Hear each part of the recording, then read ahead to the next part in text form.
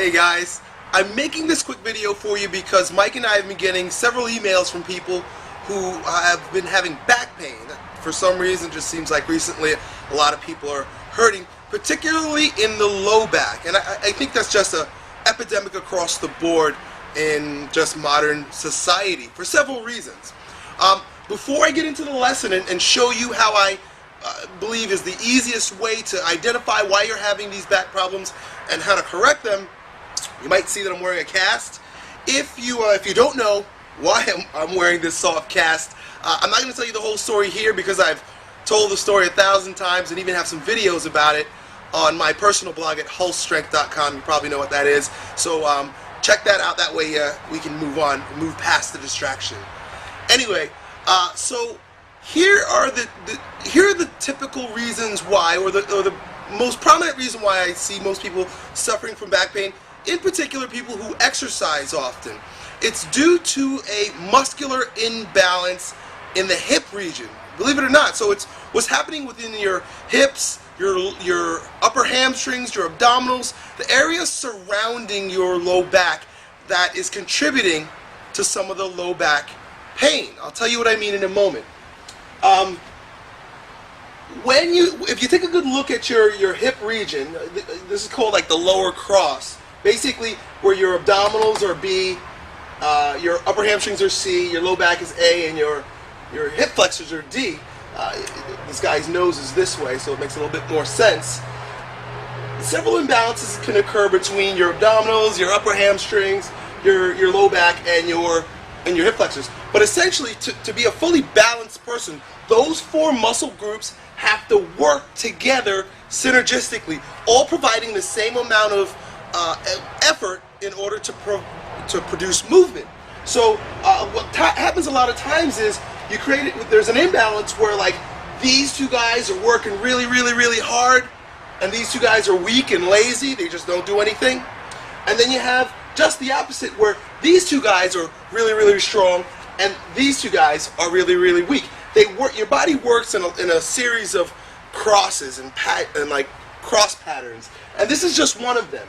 So what I've done is I've taken the two typical types of imbalances, the one that goes this way and the one that goes that way, number 1 and number 2, and I've termed them. Now I stole this. I got these terms or these ideas from Paul Chek, but for simplicity, I've used them for us: the Donald Duck syndrome and the Pink Panther syndrome.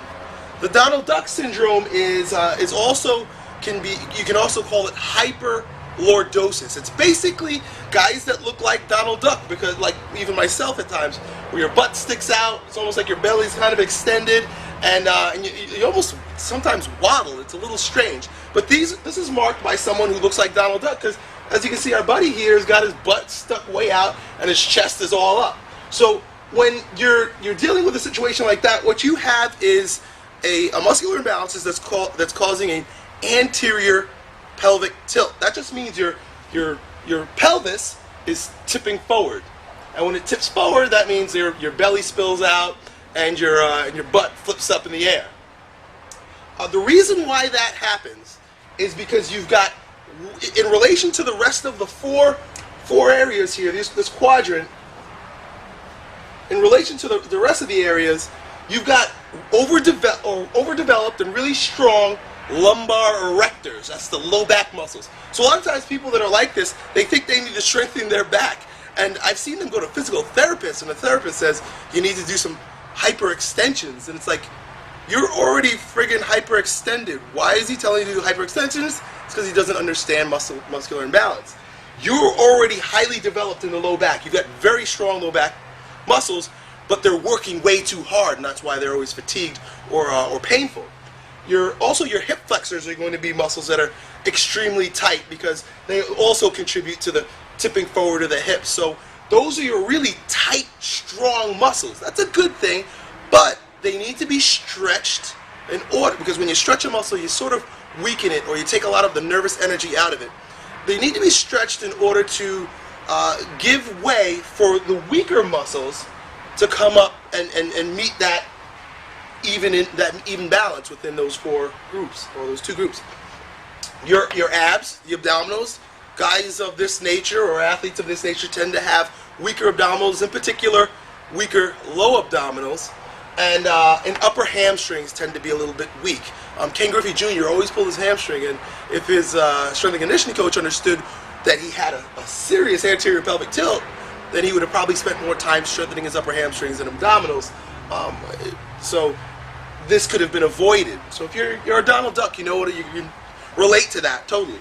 Now, Pink Panther, on the other hand, is this guy that his butt sort of tucks under. Looks like he's just got a long back and then legs just happen. There's no butt there. It's just a tucking under.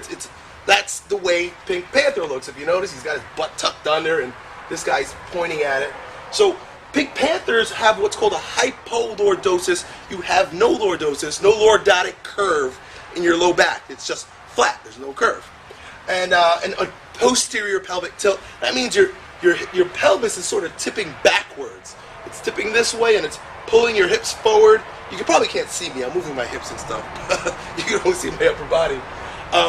But it's almost like a tucking under of the butt. That's your posterior pelvic tilt. The muscles that are weak, that need to be strengthened, you guys are the ones that need to do hyperextensions, any type of back extensions, because those muscles are just non-existent, obviously because they're not pulling your hips back. And hip flexors. You got really long, open, weak hip flexors. Tight muscles, you guys should avoid crunching to any great degree. You're already crunched over, probably in your upper abdominals, or probably dropping your rib cage down on a severe angle, and your upper hamstrings. You probably have very, very tight hamstrings. This guy, I would avoid stretching hamstrings. For some freaking reason, everybody thinks when you stretch, you should stretch your hamstrings. Not always the case. He should. He shouldn't. So I hope that's of value to you. Some of you have seen this before, and some of you this is brand new. But hopefully you can take this information and apply it to your current situation and shed some light on why you're having back pain. All right. I hope you guys enjoyed the video.